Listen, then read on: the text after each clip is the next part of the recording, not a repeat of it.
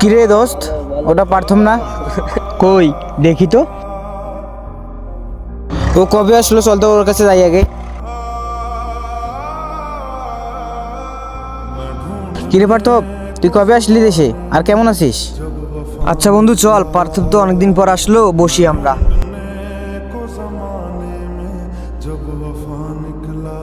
দোস্ত, অনেক দিন তো বাড়ির দেশে থাকলি, বিয়ে শাদী কবে করবি?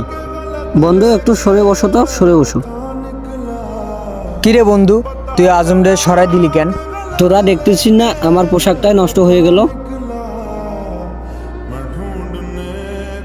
আচ্ছা বন্ধু থাক, আমার বাড়িতে কাজ আছে, আমি চলে যাই।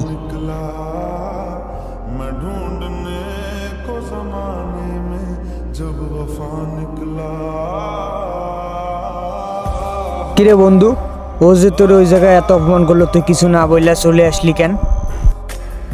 দেখ ভাই, এত কথা বলে কি লাভ?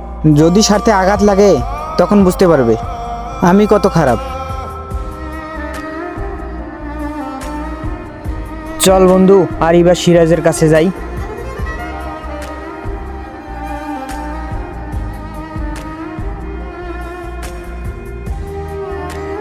বন্ধু, পার্থব যাচ্ছে, তোরা কি জানোস না?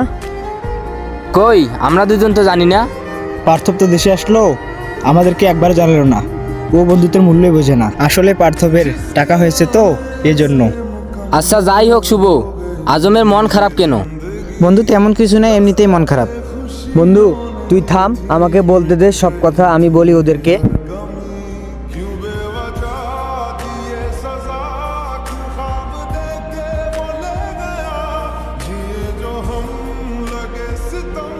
আচ্ছা শুভ, সব কিছু তো বুঝলাম, কিন্তু পার্থবের এই কাজটা করা ঠিক হয় নাই।